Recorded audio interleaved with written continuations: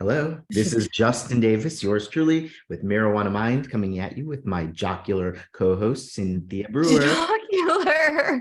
What means jocular, Miss Jodi James? No, I'm looking it up. Got nothing. Okay, good. Google it for two. Go ahead. Google it for two. And we have some good updates for you today. Thank you for joining us.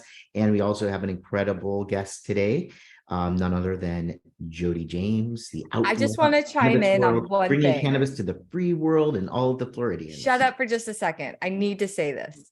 Yes. There are two people in the whole wide world that if they came busting through this door right now and said, Cynthia, pack up everything you have, get your guns, get your ammo, get your animals, get some cash. We got to go. I would actually pack a bag and go, no questions asked. One, Jodi James. Two. Who's two? Dr. Barry Gordon. Oh, come on. Only because I feel like if you did it, Justin, you would be joking and you just want to mess with me. Whereas if Jodi did it, I know that she does not mess around, and that means I should hurry because I'm going to be on the good side. Because she's not jocular enough. That might be it. Well, when I tell you the sky is falling, it's flipping falling. Yeah, and Dr. Barry Gordon, I just feel like if he takes time out of his day from Naples to come here to bust through the door, I'm going to believe him because obviously something's going down. There you go. That's pretty. Yeah, that's my rationale. So there Justin, you go. You're great for other things. Okay, but answer me this: who would be better in that situation, me or Dr. Barry Gordon? 100% Justin is prepared for everything. He has a compound. If the zombie apocalypse happens, I know that I just need to we just need to get to Gainesville. Okay. I'm grabbing Cynthia because she's on the way to Gainesville. Right. I'm on the way and I have so much ammo. Okay. And I have so many dogs. So we're going to, gradually just increase our valuable, assets. And then by the time we make it to you, Justin, you'll have the eggs, the garden, the compound, the deer head in the fridge, the stockpile of food, the random, plan. Carcass in the fridge is always helpful. Water from a good source that's not contaminated. Guns. Yeah, you see? Generator, all of everything. Family fun and friendship. The three G's: guns, ganja, and generator. That is super important. I also chose Jodi for that role because I know she'd bring weed and I would forget my weed. I'm always looking for my vape and Jodi would be like, oh, zombie apocalypse. I'll pack a bowl. Yeah. I gotcha. It's all good. I gotcha. Right. So, and I'm a fabulous joint roller. So you really are. The packs can't be packed anymore because the electricity's off or whatever. Mm-hmm. We have a backup plan. I used to think that sociology experiment where they say, okay, you can take 5 pounds worth of stuff and here's the list. And you're going to be on a deserted island. What would you take? It's kind of a group think experiment, right? Yeah. It was always flawed. Because at the end of the day, I want 4 pounds of weed that's a little seedy. Right. And a knife, maybe a 6-ounce knife, because by 2 years, I've got rope, I've got... Don't you want something that one would let you start a fire? Like one of those little flint things. You're right. You need something to boil water in and cook food in, some kind of pot. If I could take one thing on a deserted island with me, it would be a person that knows how to get off deserted islands. Just one person that knows how to get off deserted islands perfectly and safely. Yeah. I take that. That was not on the list. So a person that could get you off on a deserted island. You know what I mean? A talented individual that is skilled in desert island. Like this is getting a little too where he's going. He's trying to make this not a family program, and it's not a family program because we talk about weed and I cuss a little, not because it's dirty. Well, and we are all true to ourselves because I'm trying to let everybody know that in case of the zombie apocalypse, you will want weed.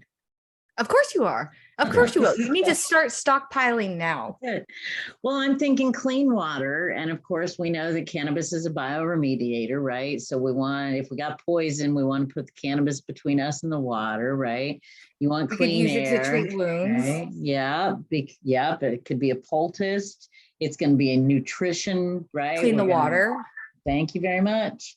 We just need a pot and a knife. Justin was right. Dr. Davis, we definitely needed you there. We would not have had the, I'd have had the pot, but we needed the pan.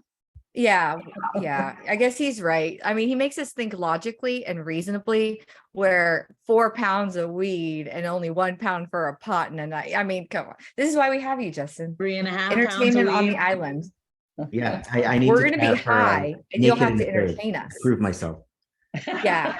It's going to be like a mix of Lord of the Flies, Survivor, and like a girl's day, like something like that. Mary Poppins. If I'm coming, there has got to be some Mary Poppins, because a spoonful of sugar makes the medicine go down.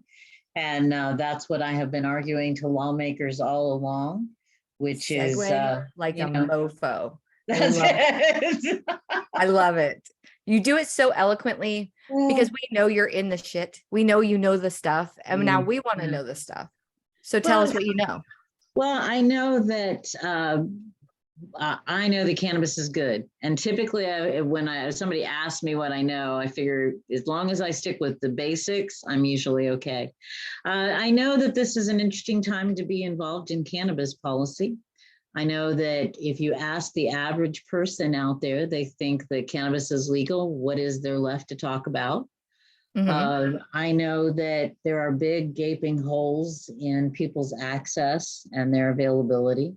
Yep. And at the end of the day, did I mention that cannabis is fun? Because I never want to forget to tell people that cannabis is fun. But those are kind of the things that I know today. Well, let's get started on some of these not so, I mean, we love cannabis. Cannabis is fun. Cannabis cures everything. It's the answer to and the cause of every issue that you ever have, and that is in the most positive way. Sometimes I run out of weed, it causes me anxiety. That's what I meant. But then I get more weed and I get happy. Circle, right? Justin's trying to just No, I just, one thing I didn't say in my introduction, because I was a little too esoteric and zany, but we need to mention Florida Cannabis Action Network, FLCAN. We are, because we have a special surprise for Miss Jodi James today. Our guest gets a surprise. We love surprises. Yes. So Jodi, we want to know legislatively, because cannabis, I mean, we haven't really changed much out in Tallahassee in the past few years. There hasn't been any big movement. It's been maybe some adjusting of the language, maybe some additional language that needed to be in there that maybe we forgot, but there hasn't been anything huge. No. Is there anything huge this year in session? I'll be very surprised if you see anything huge. I mean, really, and it makes me very sad. The program that Florida has, and as broken as it may be, and Americans for Safe Access recently gave Florida's medical marijuana program a D. Ooh. So if you're rating on A, B, C, and D, and E, or A, B, C, D, F, we have one. And again, most people would believe that it is legal. We're going to see incremental changes. We have a governor who has not been particularly friendly to this issue. He's not ready to see this move forward. And until we have a governor and an administration that's really ready to see the ball move, or we have a big movement at the federal level, Florida lawmakers are pretty content. They have 1.2 million excuses on why we won't see big sweeping changes. But at the end of the day, one of the things that Florida Cannabis Action Network knows is that there's a couple ways to change politicians' minds. And that's either write checks and, get your lobbyists to write checks, or have lots of people, because they still count votes and they still need to get reelected. And they still need to, not be trashed on Facebook for being mean. And, all of these things still exist. The cannabis isn't changing in a vacuum. It is changing a little bit at a time. And I think the thing that my job is not the fun job. It was really fun talking about zombie apocalypse and pot. It always is. That's fun. Talking about changing politicians, really not so much. Well, it's difficult to make them want to take up the fight. So unless they are a candidate that is like, I am solely about the legislative changes related to the medicinal and recreational use of cannabis, that is my platform, the only part of my platform, that's highly unlikely. So we don't really have a lot of friendlies in Tallahassee anymore. I mean, we lost Andrew Learned, we lost Jeff Brandis, we do have a couple, but they've got other fights, they've got other constituents with other issues that they have to kind of advocate for. As long as we don't really have any language on the deck, then, taking up a random fight and putting language out there doesn't really make them popular. And they want to be popular in Tallahassee. They don't want to sit by themselves. Reelected. Well, they have to get reelected. They need a machine to get them reelected. They need money. I think you touched on something too. I mean, let's look at it. Ivan was between us and the last time we had a change. Michael was between us and the last time that we had a change. Surfside was between us and the last time we had a change. Parkland. Was it?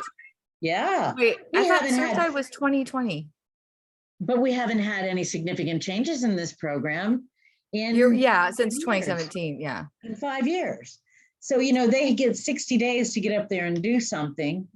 Most people are going, pot's legal, it's okay. Be happy. Be happy. You've got some, you should just don't drive a car. Don't go to work. Don't operate heavy machinery. We talk about this all the time. Like, it's your parent who finally lets you do drugs or drink. And they're like, okay, you can take a little, but you're going to do it here at home. You're going to do it while I watch you, and don't abuse it.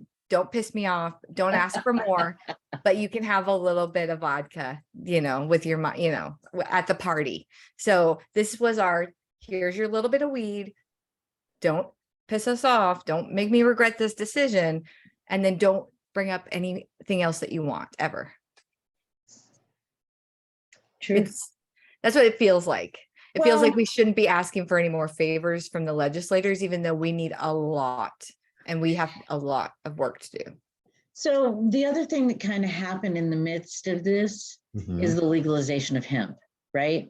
Yeah. So now we have 1 million lawmakers. Well, we have 160 lawmakers up there going, we legalized medical marijuana 7 years ago. These patients are telling us that they can't get enough access. But on every street in my community is a store that says, we sell weed, get legally high here. And the lawmakers don't understand the difference between that hemp that is, converted to a delta that gets you high. And this is what they were afraid of. Do they really not? This is exactly what they were afraid of when they drew up the language in Tallahassee in 2016. Before in legislative session, they were worried that there were going to be pot shops on every corner, neon lights, all of that stuff. And we told them, no, you're not going to know the place is there. It's got very minimal. And they stuck to the advertising. But then legal hemp comes up, and what do we have? Pot shops on every corner with neon lights that stay open late, and there's seedy characters and shady products. That's exactly what they thought was going to happen, but they don't know that's not us. Correct. That's not my fault. Do they really not know that? It seems they so really don't know that. Anyone who gets on the FLCAN.org mailing list, we would love to have you. It's easy enough to get in there and get on our subscriber list. We sent out a link because I am not the fun part of the party. If you have gotten to where you are today listening to Marijuana Minds and you have gotten very serious about this fight, then we're ready for each other, right? The lawmakers we sent out, it was a 2-hour committee hearing. It was a presentation by Director Kimball, who is the new director of the Office of the Medical I like Marijuana him. Use. I like him. We met him on a Monday, or we met him on a Tuesday, and Last the week. Wednesday, the Wednesday before that, he had given a presentation to one of the health committees. And we had 3 different Democrats who should be on our side, asking about the advertising all over the place. They just don't get it. They don't understand why some of marijuana is regulated by the Department of Health and some of marijuana is regulated by the Department of Agriculture. They don't get that. They just don't get it. They did away with the Department of Agriculture website section for cannabis and hemp. So They when sure Nikki did. left and the director of cannabis, Holly Bell, whom I adored, she was amazing. When she was done and Nikki was done, the new commissioner, bless his heart, okay, wanted to make sure that he could put his own stamp on it, just like she was on all the gas station pumps and stuff. She put her stamp on it, but the site has no information about hemp and cannabis anymore. I mean, I guess if you dug hard, like deep enough, you'll find it, but he intentionally made it not forward facing for people that were looking for it. So you don't know anything about. Why is that? What impression It's did not you his get when fight. you met Kimball that his stance on cannabis in Florida is? So Kimball is not with the Department of Yeah. Agriculture. This Kimball is a is different guy. the new, Okay. Kimball is OMMU. Mhm. And Director, then yeah. Wilton Simpson was elected to the Commissioner of Agriculture. And the Commissioner of Agriculture and Consumer Services, former Commissioner Nikki Fried and Holly Bell, they were strictly over the hemp or over the counter cannabis, right? Yeah, Right. I guess that makes, I like So that. that's Over the kinda where we're counter at. cannabis, hemp, It's over the counter. FDAX. That was all them. So totally separate. Now they're supposed to work in conjunction with certain language for cannabis, medical cannabis as well, but they don't work well together. They don't fraternize. And so they just didn't. One person took hemp, one person took medical marijuana, and then they just never had to talk to each other. And they liked it. To answer your question, Dr. Davis, I think that Director Kimball is, he is shipshape. He's a military man. And so he certainly understands the task that he's been given, and he's going to stay in his own lane. Now, is that the freedom fighter that cannabis patients are looking for? Maybe, because he's not going to lay down for the medical marijuana treatment centers because he's there to look after the patients who he's been charged to. And that was a lot of the impression I got. I was really thrilled at the end of the presentation. Florida Cannabis Action Network spends a lot of time looking at the rules that are being created because, you know, they make a law and then somebody has to make some rules and then somebody has to follow the rules. So Florida Can tries to pay a lot of attention to who's making the rules and what kind of rules we're going to have to live under. And at the end of one of the presentations on third-party drug testing, and Florida Can is taking some credit for having third-party drug testing during the creation of the medical marijuana program in 2015 and 16, 14, 15, and 16.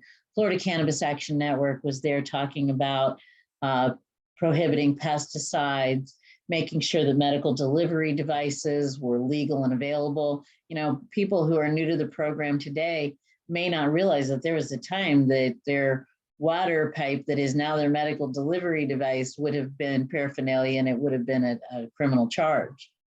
But the thing that we're probably most pleased about is the emphasis, well, too, you don't tax medicine, and medical marijuana in Florida is not taxed.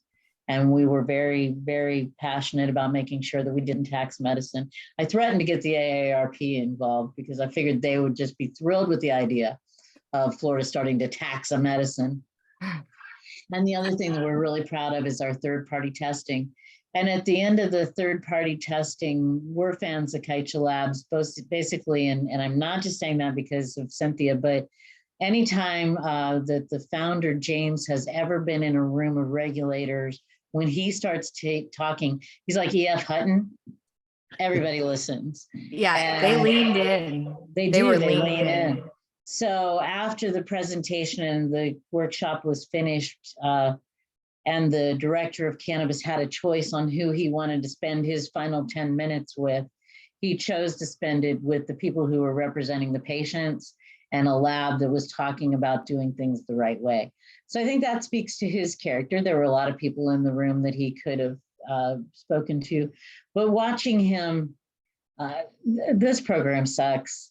FAMU, they get on, they have their program, and they're like, we say Delta 8, and they say, oh, we're not here. We're not chartered to talk about Delta 8, right?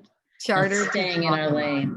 We got to stay in our lane. Well, so, what would you do? I mean, like run Cannabis Action Network and talk about pot.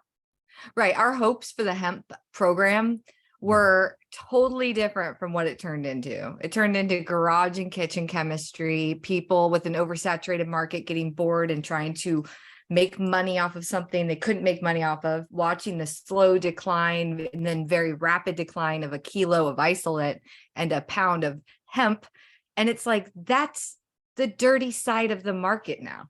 And then watching people get sick, die, suffer, pain, get incarcerated, just not knowing what's in their stuff. We know what's in the medicine in cannabis world, but hemp has suffered severely, and it's available everywhere. Well, and the funny thing is, I was a contemporary of Jack Herer. He wrote a book way back when called The Emperor Wears No Clothes. People recognize him more for the Jack Herer strain now, but it really was a man. And when we used to talk about hemp, I assure you, there was never a discussion about smoking it. There was discussions about wearing it. There was discussions about eating it. Building with it, textiles, right. I can remember, it's probably been 15 years ago now, that USA Today had an article about hemp being a replacement for graphene in solar cells. That is not ragweed that somebody is advertising, get me high. That is taking human beings to Mars. Yeah. So, it's very, very sad to me. No, but we could be. And I work at University of Central Florida pretty regularly. And when I walk through the science, I look at their little projects and they're talking about cotton. And I say, now, really, you are not taking cotton to the moon. We are not going to plant cotton on the moon. It takes a lot of pesticides. It's going to destroy. We're going to take the moon. Absolutely. Because cannabis's role in a sustainable community. And now we're back to the zombie apocalypse. And the fact that they put a crewed mission up at like 1:00 this morning when it was supposed to go off to today. And so 1:00 in the morning, I'm hearing the rocket go up, and it's just like, come on. I hope they take weed to the moon. We wanted to get your input about, touching on the safe and smart and safe ballot initiative, just for an update for the listeners, they're at 420,000 signatures so far, and they're still in Supreme Court review. As far as licensing in Florida update, there has been some movement with that, which I would love your input. Senator Daryl Rouson introduced SB 1356, which is pretty much assigning the OMMU to award 8 or 9 licenses out of the 22 that they are planning on awarding to the Pigford Glickman applicants. Now, we know that back in March, not March, it's March now. Back in, when did they finally, last March is when they asked for the applicants, but Terry Donald Gwynn, who won the Black Farmers license, was, awarded, and there was about 11 applicants total. So he wants the remaining applicants that paid $146,000 to have first dibs, which I think is phenomenal. It should have been in the language anyways. But what are your thoughts on that? And how successful do you think he's going to be at SB 1356? Well, we were looking at that last night. Florida Cannabis Action Network has a great legislative committee. We're getting ready for our cannabis at the Capitol. Lobby days. That's right. Your opportunity to come to the Capitol and talk about cannabis with like-minded people. and share your views with lawmakers. One of the things that we know is that Senator Rousson's bill hasn't had a co-sponsor. Right. So that's usually something that's not going to go very far, very fast. I will say that there is precedent. Of the 22 license holders that we have right now in the state of Florida, they only ever applied once, and only 5 of them were scheduled to win, and the rest of them were all granted their licenses basically by fiat. Litigation licenses. Yeah, litigate. That's a great term, litigate. When I get ready to write the book, I'm gonna ask for some input. You know it. I'll take a chapter. It's fine. Yeah, it's fine. I'll bet the real story behind it. Representative Rousson has been a real stalwart. He's come a long way. And if anybody thinks that we can't move lawmakers, I think Senator Rousson is the perfect example. When Senator Rousson got elected to the Florida House the first time, he had gone into head shops in the Clearwater, St. Pete area and taken a baseball bat to bongs. And he called the people who sold bongs purveyors of death. Oh my gosh. Seriously. Ballsy. He was basically the, I'll think of her name. There was a woman in alcohol prohibition that did kind of the same thing, right? I'm blanking on her name, but yeah. Carrie Nation made her baseball bat. And so he was the Carrie Nation. What's that? I did, because she said that. people that drink alcohol or liquor on the lips aren't going to kiss mine or something. She had very catchy signage, and I like that. Now, this was more about, they thought that people that were drinking alcohol were participating in activities that were leaning them away from the Christian faith and the family atmosphere. And so that's why she took it up.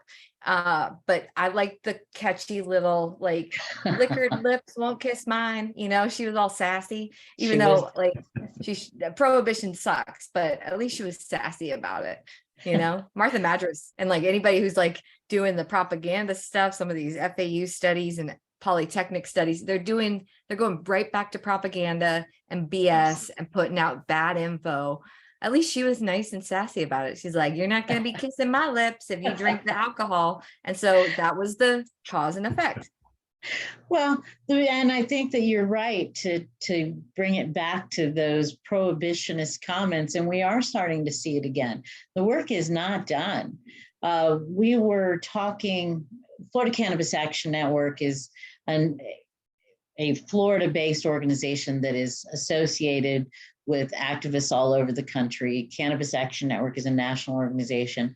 One of our board members has been working at the United Nations for nearly 25 years. While we're at the lobby day on March 16th in Tallahassee, he's going to be at the United Nations at talking to the convention. They've been looking at the convention, which is how hemp is now legal, right? They changed it at the United Nations level, decided CBD was actually not as harmful as we had said it was for 30 years. And so those changes happened at the World Health Organization, and then they've trickled down to US policy. Mike's going to be at the United Nations, and on the 15th, Smart Approaches to Marijuana, which is the new face of Drug-Free America, is giving a 2-hour presentation with food to delegates at the United Nations. The last time I was at the United Nations was 2017, and China and the Chinese ambassador to the United Nations was talking about how smoking marijuana causes brain damage and causes you to be violent. And it was a couple days after that that Jerry Falwell's kid, or one of the big religious leaders, was saying the same thing. Cannabis use causes brain damage. This language that comes right out of Reefer Madness is still alive and well. And here in Florida, it's insidious. And I will say that SAM, they have a drug policy think tank at University of Florida that is funded by taxpayer money. And, you know, so the information that Sam is saying about brain damage is coming right out of the University of Florida, where our medical marijuana consortium is housed. How incestuous is that? The people who want to tell the whole world that marijuana causes brain damage is the people who are looking at the results of our cannabis use. It's very interesting. We're not there yet. We're not there yet. Justin, go ahead. What is that noise? I keep hearing my voice reverberated. It's going to drive me crazy. I think it's an echo. Why did Senator Rouson have his epiphany? How did that happen? Because it's making it right. Like, we gave one license to the Pigford Glickman litigants. We disenfranchised an entire group of people and then made it right with a license that cost them twice as much as the original applicants. And then I don't want to say this, but I'm fairly certain that the person who won the license, something's going on with that license. I'm just saying, I don't think it's as perfect of a situation as we all thought it was. And I think there's a lot of things going on, but I'm not going to speak to that, but I'm saying do some investigating. So that one license winner is not enough. And litigation licensure here in Florida, if you sue, you will win a license. That's the only reason 11 applicants even applied. That's the only reason why 22 applicants are going to apply. They know if they don't get it, we'll sue and we'll get it. And they're right. But what caused someone to be a bong smasher to Oh yeah, that's a good point.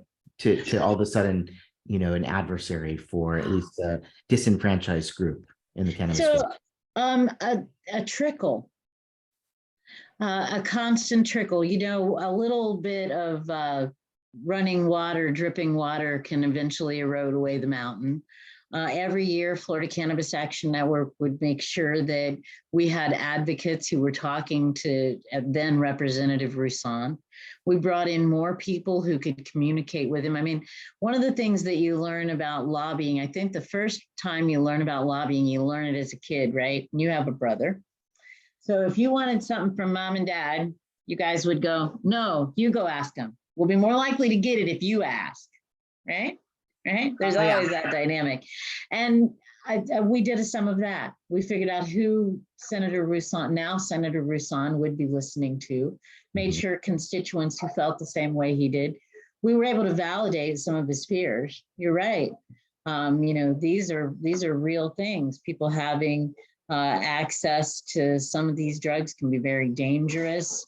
You start with validating their concerns. You talk to them as though they're not wrong. You introduce them to people that feel like they do. And ultimately, whether you are a lawmaker or if you're a loving parent, you do things for people you care about and people you love.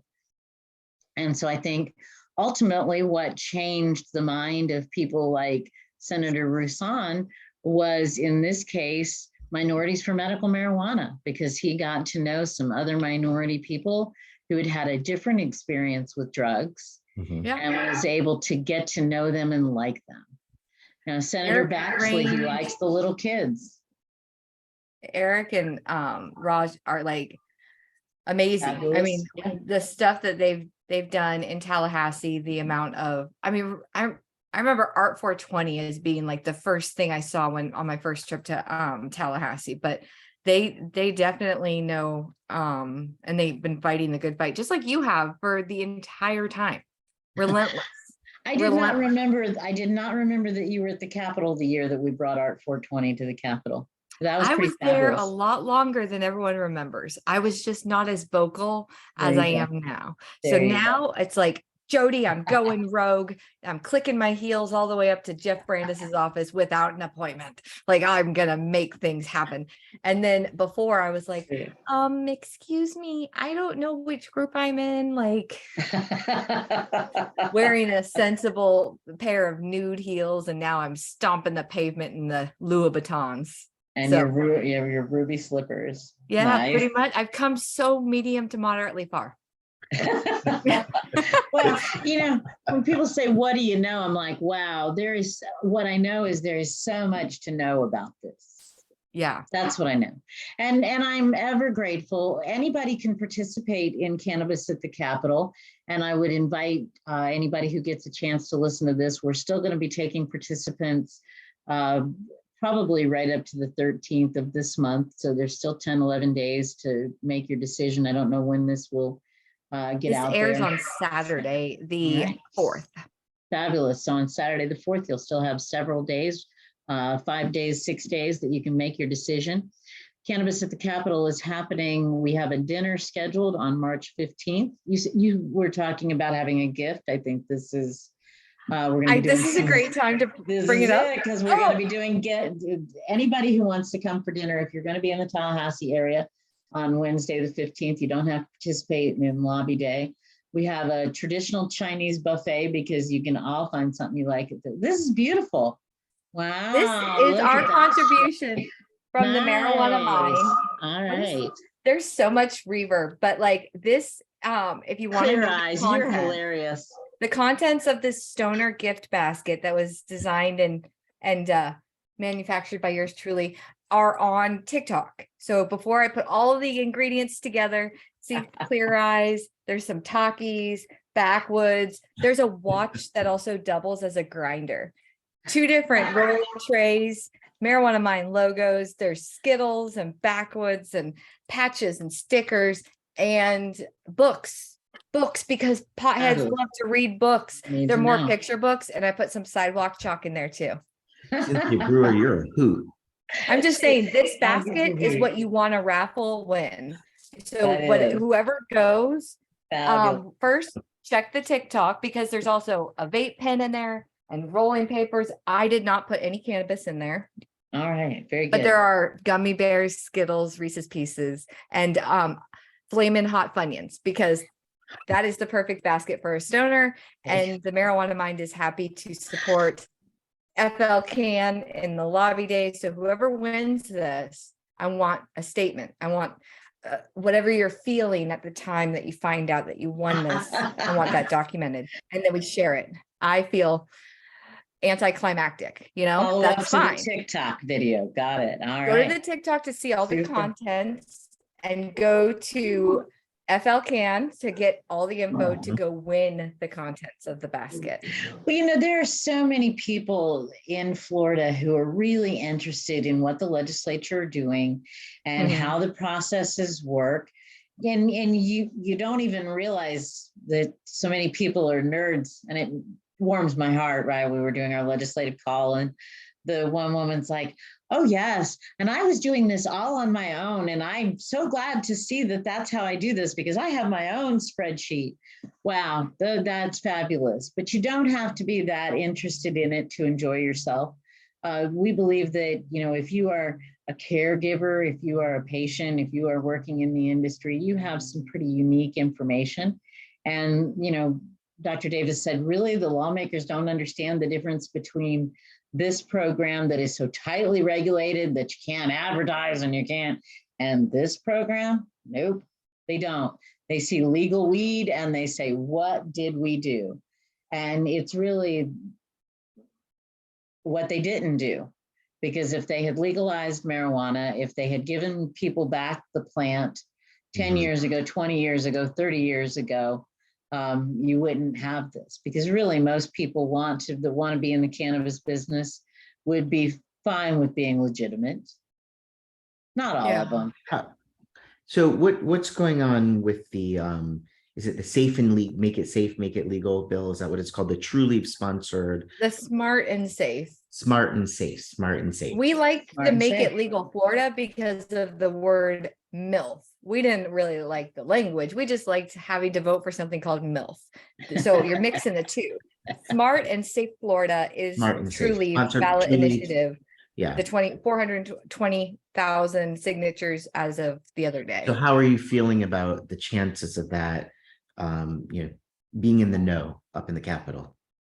So you know what? It's been fascinating. Until it hits Supreme Court review and gets through Supreme Court review, it's not going to have any impact on the work that we're doing in Tallahassee at all.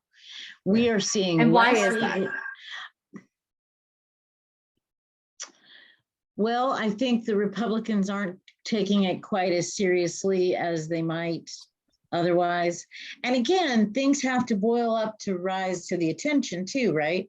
Again, property insurance. What are the things that people are talking about? And, you know, as important as this is to me, I was on my treasurer and I, Florida Can's treasurer and I were out this afternoon, and the discussion that we had was about property insurance. And we're both on the board of Florida Cannabis Action Network. So, you know, part of it is that this issue doesn't boil up to be important enough until they have to think about it. They don't. Same with everything I do, push it off to the last minute. Democrats have been the one carrying marijuana bills, and this is a very partisan legislature. At the end of the day, I am probably fine with what's being dubbed the True Leave Initiative. I think it's a shame that none of the other sellers of marijuana have gotten behind it and helped support it. And I think we are a long way from passing. 10 years ago already, it was going to cost $15 million to run a statewide campaign. That would be a political campaign 10 years ago. And it is 10 times that more expensive. And one of the things that I think that True Leave is really going to run into is this list of deplorables that all of the patients are signing. Florida Cannabis Action Network has been instrumental in the suit against the Biden administration over the rights of marijuana users in Florida who are using marijuana under the advice of their physician and in compliance with the law. And yet we are still federally prohibited from purchasing a firearm. So Florida Can worked with the then Commissioner of Agriculture to file suit against the Biden administration. And when the Justice Department answered it, they said, look, these people are too dangerous to have a gun. They signed this paper that said they know it makes them crazy and that it could cause psychosis. And, you know, they say they know all these things. And well, we have a history in this country of keeping guns out of the hands of people who are dangerous, like Catholics and Indians, like Catholics and Indians. But because we have signed that piece of paper that says we know it could cause us to be psychotic.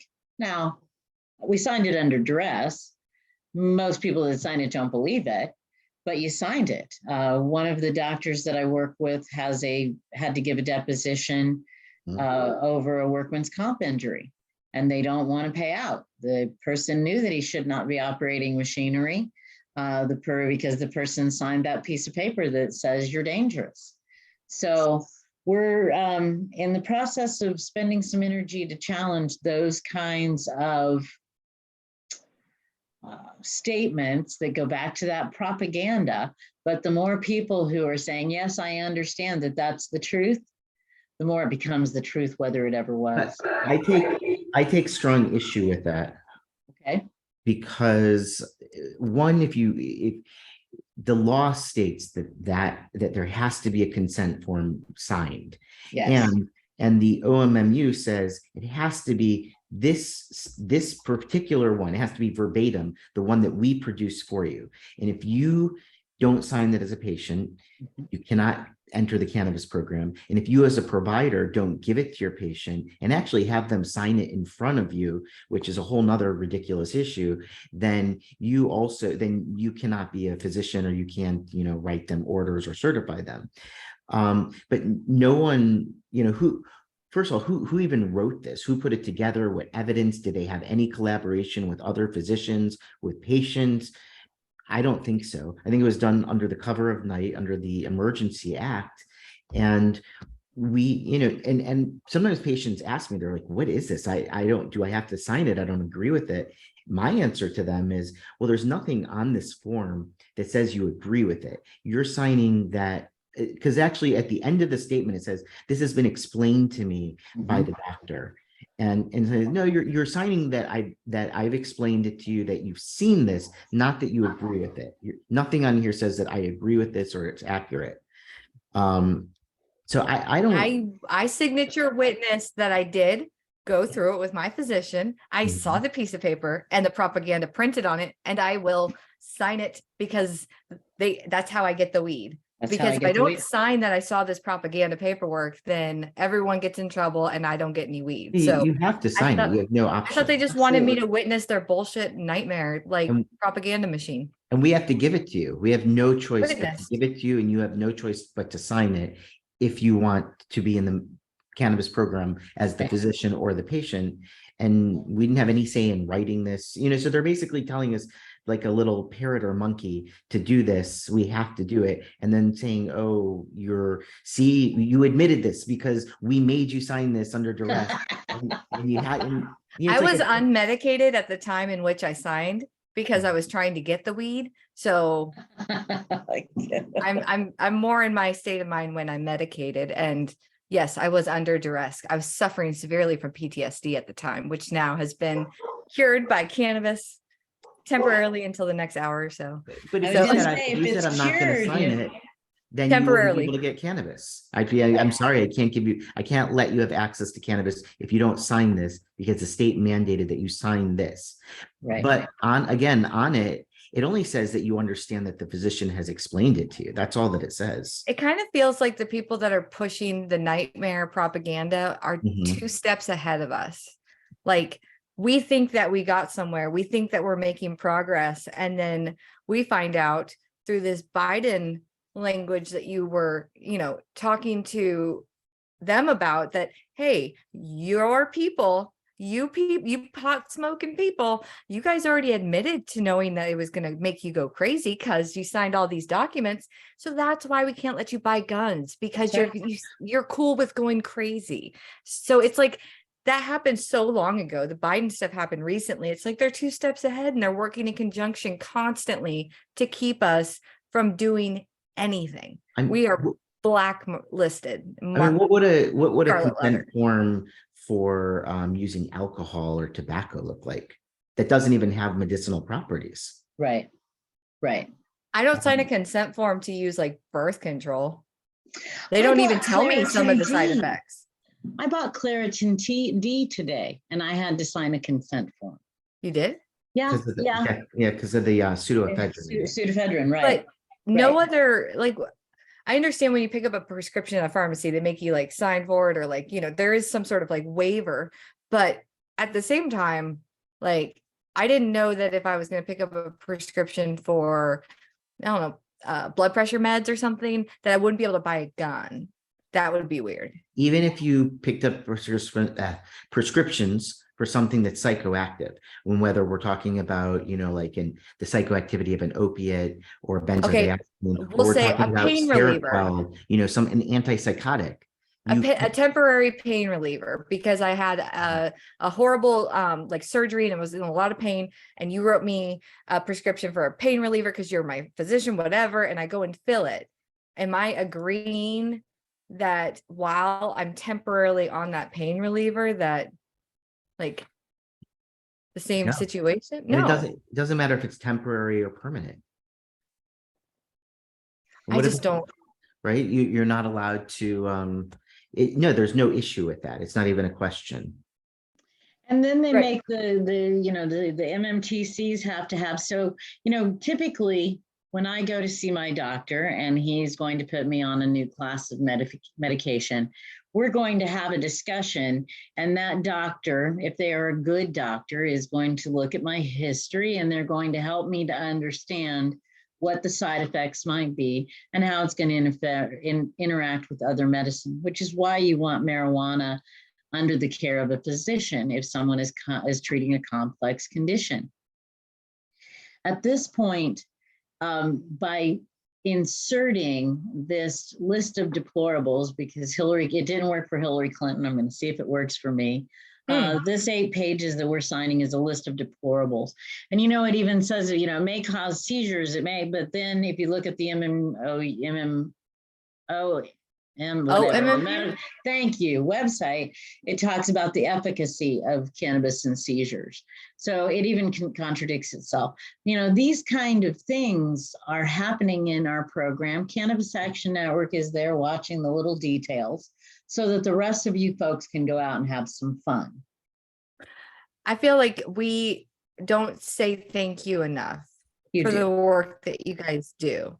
And everybody in the program, though, because Florida Cannabis Action Network has been fighting the good fight for so long that it's almost like people forget to remember that it's not a gift. This is not just bestowed upon you because you wanted it. People had to fight for it. You might not have had to fight for it. You might have just had to go get your recommendation and then go get your weed and then complain that you don't get enough weed. When at the very, very inception of the program and before even that, people like Dr. Davis and Jodi James were fighting for you to be able to have access. And so if you find someone like Jodi James or Dr. Davis or Dr. Barry Gordon, whatever, tell them thank you. Thanks for fighting the good fight for me so I can get high every night and watch old episodes of Family Guy. Instead Thank of you, drinking Jodi wine. James. Well, you're very welcome. And, it was just 10 years ago last week that Kathy Jordan's home was raided in Parish, Florida. They had a few plants for her own personal use. She is suffering from You Lou were with her Gehrig's last disease. week, weren't you? We not last week, but we were on a call together. I think you got in on a call. Kathy still serves on our board of directors at Florida Cannabis Action Network. She was our president when Governor DeSantis signed the bill that allowed patients to have access to smokable forms of marijuana. So, and she was also the lead plaintiff in that case with John Morgan. So yeah, Florida Can has a lot to be proud of. This program, though it is meeting the needs of some people, it is not meeting the needs of all people. And we certainly want to make sure that we don't act like we're finished until we're done. While it may be easy for one person to have access, you mentioned not everybody has enough access. We do not have access to fresh plants because that, of course, unless you happen to be a hemp farmer licensed through the Department of Agriculture, then you don't even have access to fresh plants, and the raw plant has its own medicinal benefits. But if we want to have enough influence to move this forward, we need to have more people talking about it. We need to get more people involved. I would invite anybody who has an opportunity to come up and join us at the Capitol. If you can't be there this year on March 16th, the good news is this is not our first cannabis at the Capitol. And provided that there is a strong wind in our sail and there's people to pick up the banner when I'm done, this will not be our last cannabis at the Capitol. You've got a lot of time until you're done. I feel like I sound like a robot. I remember it wasn't last year, it was the year before. They put weed in the Capitol. They brought cannabis plants all up into the Capitol, and I've got a photo of it. So I will make sure that when I take you to lunch tomorrow, that I print that photo and you take it with you and put it in your little memory box and hold on to it, because it's a beautiful photo of some beautiful cannabis sugar leaves, and then the state capitol, like archway, it's just great. There's weed in the Capitol, and Jodi James made it possible. It was true. And Ron DeSantis's response was, well, I don't think anybody should go to jail for weed, but I don't like the smell. So that was fabulous. We know we impacted the governor with our lobby day last year. If nothing else, he doesn't like the smell. So, but I don't much like the smell of garbage dumps, and we legalized that. Or frack. Yes, that is a great point to end on. And this was a great episode. I feel like we could have gone 2 more hours because we didn't cover a lot of this FAU and Polytechnic, but we'll save it for next time. And we'll check back in with Jodi James after lobby days and make sure everybody was on their best and who we need to, beat up. No, it's gonna be great. It's gonna be, I would hope that you make a little time for Senator Rousseau and go tell him, like, hey, we like you, we appreciate you, we see you, and we see what you're doing for us, and thank you. So absolutely. Cynthia said so. I will tell him. Tell him Cynthia said hi. And I hope he remembers me from a couple of years ago, because I was the annoying blonde one, clicking all over the Capitol. But if anyone wants to join FLCAN, what do they do? It's very simple, flcan.org/donate, and we will get back in touch with you. It's $50 annual membership if you are a business and you'd like your logo to be associated with the work CAN does. We do have business partners. We have a lot of different opportunities for people to get involved. You don't have to be someone who wants to get out and change the world. Maybe you're someone who can give us $50 and let someone else go out and be the face of it. You get lots of great information, and you are supporting an organization that has been here doing things in the shadows for a very long time. And if anyone wants to know who gets the information about the Florida program first, Jodi knows everything. Okay. I was going to say you. Jodi shows up to the OMMU workshop last week in Tallahassee for laboratories. It's a very niche group of people, colleagues in the lab space. Not all of us get along. It was very uncomfortable. And I see her beautiful, shining face walking right in, strutting right in. And I'm like, of course, Jodi James knew there was a workshop and she was going to attend. So I think it's great. She knows everything that's happening first. She knows all the good, the bad, the ugly, the down, the dirty, the nasty. So if you want to know what the hell's going on in Tallahassee, you need to get in line with Jodi James. And that info is not free. Donate now. Justin Davis, donate. All right. This is Cynthia Brewer. Thank you again, Jodi, for coming on. You're amazing. And I will be taking you to Longhorns tomorrow. Looking forward to it. See you I at am 11. I'm going to eat my weight in like steak and rolls, but no. Cynthia Brewer signing off for the Marijuana Mind. We will talk to you next week. And my co-host, Dr. Jay Davis.